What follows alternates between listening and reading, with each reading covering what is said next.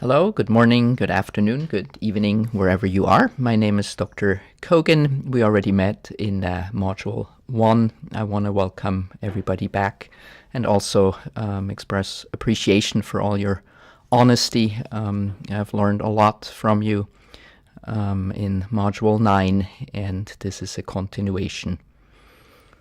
And this is Kavita Ramchandran. You know me from several modules. It's my privilege and pleasure to be able to be here with Dr. Kogan, to learn from her and to be with all of you, to think about how we can provide the best care for ourselves as we care for our patients. So we titled it, It's All Too Much. We're going to talk about compassion fatigue and burnout as they're not totally the same, and hope to make suggestions about self-care. Whenever you as a provider, nurse, doctor, anybody, counselor, spiritual leader, meets with a patient, you have common ground. You have a goal, whatever that is. And usually most of us get compassion satisfaction from that. We enjoy doing that work. But most of the time, most of us are in a situation where there's a third party involved. Can be health insurance, can be your employer, that brings in different interests, and they need to be in balance. And if they're not, then something can happen that's called burnout, occupational distress that often results from a dissonance between the demands of the job and what's available. So what you bring in and the support you have to do the job. And if that's not balanced, this is what can happen. You know, instead of the donkey pulling the cart has too much packages on, and the donkey is just dangling in the air, being inefficient. And that is, when you are a provider, very frustrating, exhausting. So even in ideal circumstances, so imagine now we're removing that third party, which of course we can't. We all live in it and we need it. We're all codependent on each other. But even in ideal circumstances, you can get exhausted just doing your job. And that's called compassion fatigue, which is the distress a caregiver feels when they are in the presence of someone who suffers. So try to differentiate burnout from compassion fatigue. When you look at research, there's a lot of overlap, so it means people are mentally tired, they're physically tired. Often it means they don't have job satisfaction. They feel a little detached, they don't have their heart in it, they go to work in the morning and they're dreading going there. They're not going there with joy. When they go home and try to recover, they don't feel refreshed in the morning. They can't get to that baseline of feeling refreshed. And I want to go back to Module 9 where you all met Sarah. So when you think about the provider and the patient interacting, we had talked about her wanting to do a good job with her family. She was worried about her son. She was worried about her husband. She didn't worry enough about herself.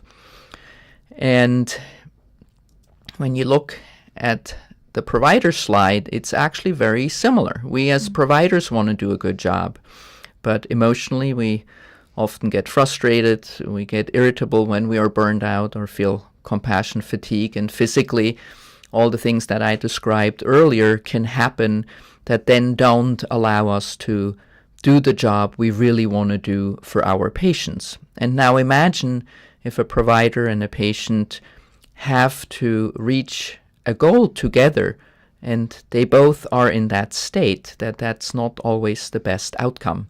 So as providers, we have to make sure that we are as refreshed as possible, as energized as possible, as rested as possible, and that we have to monitor our health in order to be able to help our patients. And Dr. Kogan, going back to that slide for a minute, I think, how do we as providers start to gain insight into those aspects? I think often we see ourselves as Teflon or impenetrable, or like we shouldn't show emotion, we can't crack. And I think that really does sometimes make it difficult for us to have that insight. Yeah, I think that has a lot to do with the expectations we put on ourselves. I mean, as a physician, most physicians I know have incredibly high expectations, and I feel like it's true, for nurses, for nurse practitioners, for PA, whatever profession you find in healthcare, the expectation that we have to do a perfect job. And if you expect perfection, that sounds like a robot. That doesn't sound like a human being, and that's why I put this slide up to show that the provider can be in a very similar situation as the patient. So how can we raise awareness? Also has to do, I feel like, with confidence. Can we be more courageous to allow ourselves to be real, to be authentic, to be honest? A lot of it has to do with fear also. It's so interesting that you use the word fear, because I think that's often a prominent feeling for our patients. Absolutely. And I think that when we hit a wall, or when we are feeling any of these emotions, we are fearful of those emotions. We're fearful of what it means to be tired or exhausted or irritable. So it's almost easier to strive to, I want to do a good job, cover that up, have that high expectation. And also how we're viewed. A lot of people associate emotions with weakness. As a society, I meet so many people, not just patients, that say, I do not want to show my emotions because it's a sign of weakness. And I think of an emotion as a body function. I mean, I don't think of it. It is a body function. An emotion happens the way a thought happens. It's a generation of your brain. And what you do with it is another thing. But you cannot prevent an emotion from happening. If you try to suppress that, it's actually can have long-term damage for the body. But it's required to shift a whole generation of thinking. That I tell my patients, think of emotions as peeing. So you wouldn't ask anyone to say, don't go to the bathroom, because imagine what happens. Eventually you will just blow up. I think that's a fantastic analogy. And I think I'm kind of new to this whole space of, I think you're much more of a veteran in this area, but I do think that noticing that emotion, even if it's not necessarily completely being overwhelmed by it or surrendering it, but not being afraid to notice it and claim it and say, I might be feeling a little anxious in this moment. Wonder what that's about. Yeah, and I'm very glad you just said what you said. It's a signal that you can use. Your body is telling you, okay, I'm a little nervous, or I'm thinking something, and that's information to you to pay attention. What could this be about? And maybe I can even use it. Sometimes we're picking up on our patients' emotions. Sometimes we confuse their emotions with our own. We have to learn to separate that. So think of emotions and thoughts as indicators of the body that something important is going on. Body signals. Our bodies are very useful tools to let us be aware. It's a source of information that I don't want misinterpreted, like emotion is weakness, or not used. So how do we do that? So we say providers and patients share a goal. And if you look at this little picture, you see that even though we say, let's build a house, and we agree that that house might look very different. So I want to just take one example out of this broad, ocean of possibilities, how we can get exhausted, use communication, because communication is so important in this collaborative relationship. If my house as a patient is to get certainty, to get good treatment, to get support, then I need to communicate with my provider, or my provider needs to be able to read my mind to reach that common goal. I turned some of these or marked them red, which are the goals that patients and physicians share. We share information with each other to get best treatment, and we want to get that treatment as efficiently as possible. And as providers, we need to recognize that the patient sometimes needs something like certainty that we can't necessarily give them. Mm-hmm. Having cancer is a very, very uncertain situation. And as a provider, we have to communicate with the patient when we are in areas where it's about uncertainty. Mm-hmm. And can we teach them to be comfortable with uncertainty? So I want to give an example of how we can exhaust ourselves in communication and what we can do to prevent that or help prevent it. So this is an example where the patient comes to the provider. The patient has a thought.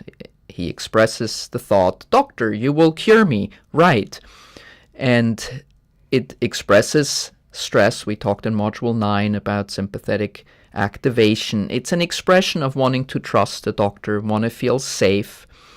And the doctor is engaged in this interaction as well, because they want to be honest. They can't tell the patient, "Oh, sure, I cure you," because as a physician, we don't know, and we want to feel competent in our work. So we might have a stress response ourselves. It's like, my goodness, what am I supposed to say? I can't tell him I will cure you. But can we do it differently? And what I recommend in these situations is think of communication as playing ping pong. So you have two partners, and it's a constant back and forth. Mm-hmm. A word comes, an emotion comes back, a need is recognized. So it's literally back and forth and back and forth. And sometimes it's so fast that we miss things. So that's another reason why I want people to pay attention to thoughts, emotions, and body states, because not just do you experience it in yourself, you learn a lot from the patient. I loved that. I think that what you just said came to life. When I was looking at the ping pong table, I didn't completely understand what you were going to use with the image, but I think that when you, as you said, when you say something, there's an emotional response to that. And if you're not paying attention to that emotional response, you're going to hit that ball in the wrong place the next time. Absolutely. That's a wonderful way of putting it. You're not catching it. So I think it's a beautiful analogy, and really always recognizing that when we say something, it creates that kind of impact on the other person. And like ping pong, table tennis is a very fast sport. It goes boom, boom, boom, boom, boom. And so you have to be on your feet. And the best way to do that is to know yourself. So an alternative. So patient comes, again, "Doctor, you will cure me." And those are the same things that were on there, but now as a physician, instead of saying, or as a nurse, instead of saying, oh my goodness, what am I supposed to tell them? You could say, "I will do everything in my power to get you better." You don't address exactly the cure, but you go after the need of trust and safety and say something that doesn't make you lie, like saying, "Oh yeah, of course I cure you." Sometimes doctors get lured into saying something that only is a setup for disappointment. But you go after what the sentence really means. When the patient asks you, "Cure me," of course you'll cure me, is their expression of their uncertainty of, oh my goodness, what's happening to me? And I really want to feel safe, so you go after that. And I picked another example at a different phase, not from diagnosis, but something that's challenging also in survivorship care, is when the patient asks, "Doctor, my cancer won't come back, right?" It's again stressful for the patient. They're fearful. It expresses their need for certainty and predictability. But cancer isn't certain. It's not predictable. And again, the doctor or the nurse want to feel competent. They want to give the patient information, and that's what they often say, well, statistically speaking, you have a 50% chance of something. And again, that's not really addressing the patient's problem. And if we say, yeah, of course, the cancer won't come back, it's this lie that then gives us the stress response. So the alternative in this example, and there are many, different options, they ask again, we have this combination that we talked about, but what about saying, it's so hard to not know what the future brings. Let's discuss how we can learn to live with uncertainty. You never address the cancer. You only in your language address the uncertainty and the unpredictability. And when you specifically do that, if you read between the lines and address what's between the lines, patients often visibly relax. If you hit the mark, sometimes I'm wrong. I'm misreading and I say something and I see the tension on their face, then I know I hit as you said, hit the ball in the wrong part. But if I hit the need, then they visibly relax, or they have this funny look on their face like, oh, you got me. Yeah, you got me. And when that happens as a provider, it gives you what's called compassion satisfaction. You're like, wow, I did a good job. I feel competent in what I just did. And don't be afraid to try, because if you get it wrong, there's nothing wrong with saying, oh, it sounds like I'm off mark. Own when you're wrong. When the patient says, no, that's not true at all, say, oh, then I must have misinterpreted. Sometimes you might even be right and have to say I'm not right if the patient has to reject it. But what I'm encouraging you to do is to play ping pong. So the complexity that you just realize that we bring our thinking, we bring our emotions, we bring our body, I should have put needs there on there as well. We make a very complex blend as soon as we step in a room with a patient and play ping pong with them. And you need to be aware all the time what's going back and forth. And it's a learnable skill. There's nothing mysterious about it. So what can we do for self-care? We don't have control over the patient. We don't have control over the third party. But we want the provider to be smiley. And unfortunately, a lot of us are not good at it. We drink. We binge on Netflix. We gamble. We eat junk food. We are shopaholics. Physicians, caretakers, providers in healthcare are usually not taking good care of themselves. There are a few exceptions. They exercise and eat healthy. And I want to encourage you to not go down the path of saying, oh, I shouldn't be drinking, or I shouldn't eat that hot dog, and I shouldn't buy that pair of shoes. Because you will buy them. Yes. If you want to understand what your inner makings are that motivates that, it's usually about stress reduction. You want to take your mind off. You had a long day. You come home from the hospital. And you kind of know that that glass of wine is not the perfect thing for you because you don't sleep as well. But you're drinking it anyway because you need to relax. So unless you have an alternative of something that takes your mind off and helps your body relax, there's a good chance you will do some of this stuff. So for starters, if you want to change it, don't say I shouldn't be doing it. Say, I'm doing this. This is my way of relaxing. It might not be the best way, but that's my best way. But let's look at what self-care could look like. And I would like to almost do this as a little awareness meditation where, you sit there, you make yourself comfortable, you take a breath, and you are asking yourself this question. Am I aware right now of my emotions, my thoughts, and my energy? And you can rate it on a scale from 0 to 10. If your energy level is very low, what would you rate yourself? And you're yawning, which is good. That means you're relaxing. Laughing, yawning, and breathing is a natural induction of the parasympathetic. We talked about in Module 9 that to have a autonomic nervous system relaxation is the parasympathetic. I think that's so great. I didn't realize yawning was such a good skill. Yeah, no, yawning is a good skill. Laughing is a good skill. But actually, just as you were I'm going to let you continue a second, but as you said, okay, let's take it as a small meditation. I just got myself into that space in a different way, and immediately I think that parasympathetic just kicked in. So. And now I want to propose to you and everybody else that we live that way.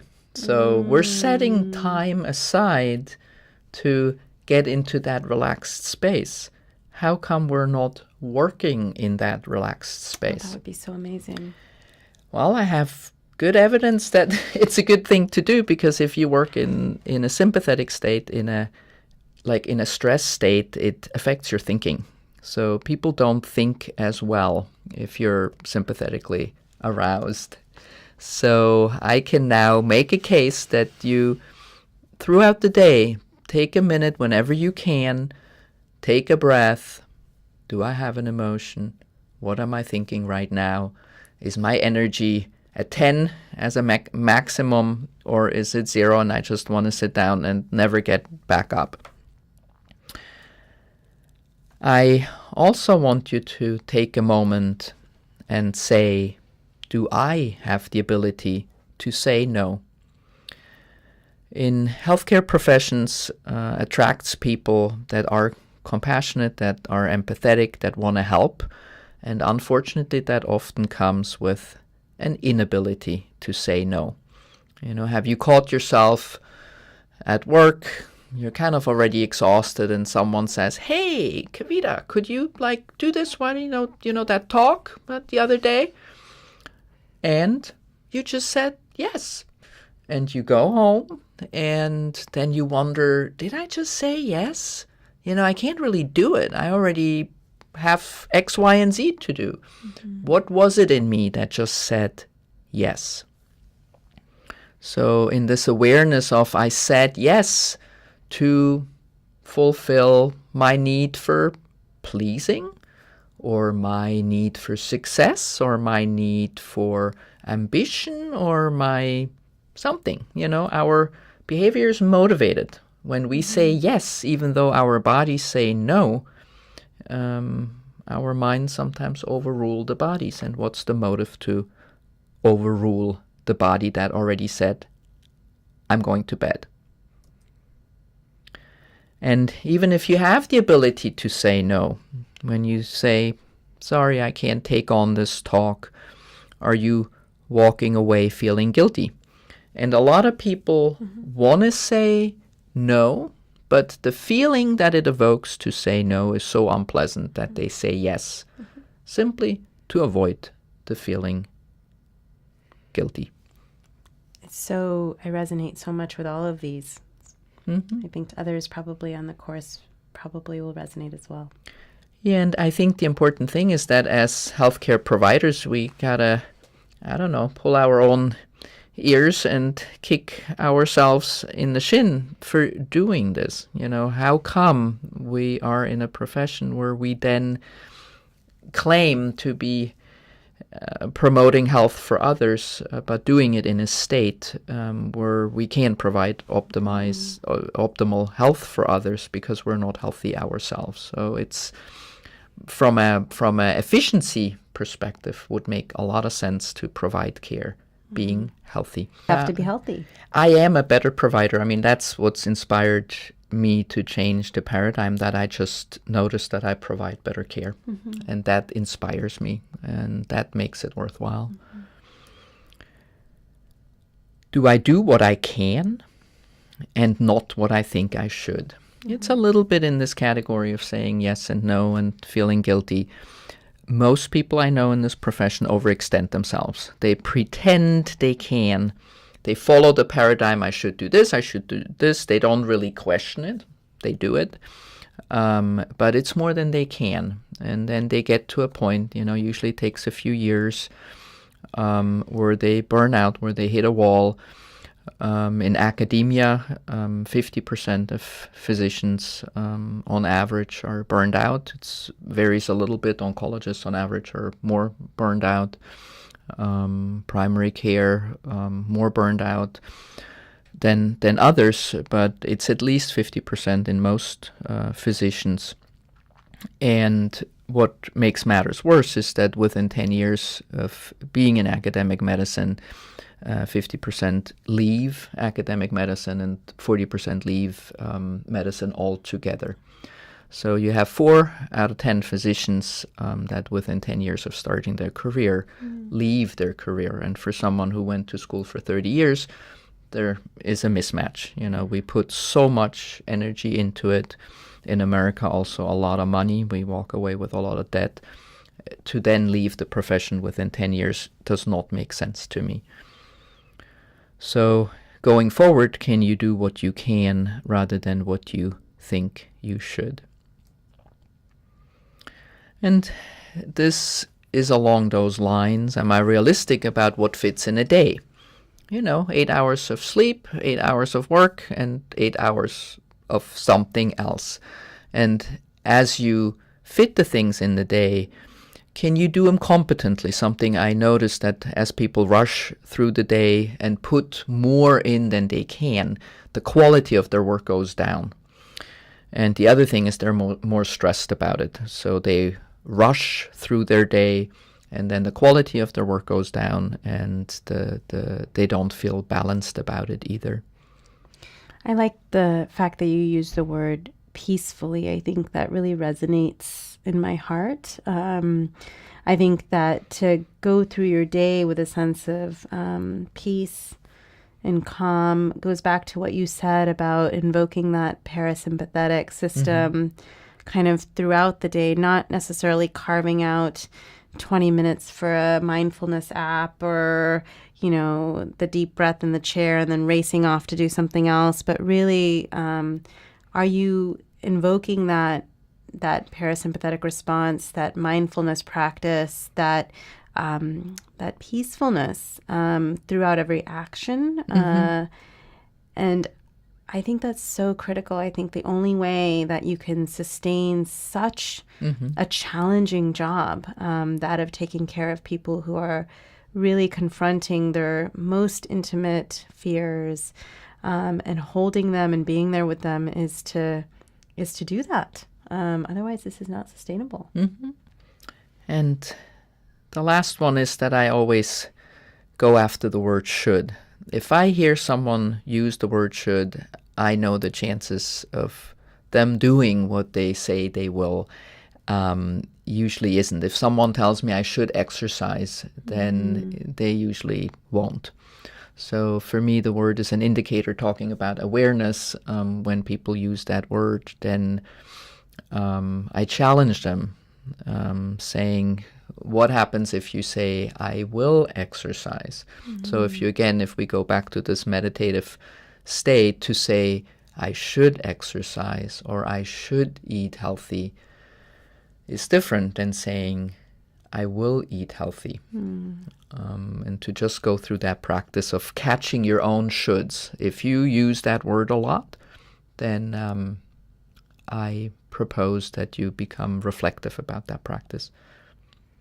What really leads to change? If you want to change, what you need to change? I think that's very important. I think we should. Did I just say that? Mm-hmm. I think that's what that word should is all about, is this ability for us to continuously judge. Yeah, be critical of what you do. Yeah, critical you always of- say what I do is not enough and Right. it should be something else. Well, we want to thank everybody for listening Yes, and watching thank you. and changing. And being kind to yourselves. If you do nothing else after this, just walk away with some kindness in your heart, and recognize that you're doing work that makes other people's lives better. So thank you for everything that you guys do, and we hope that we can continue to stay and work together.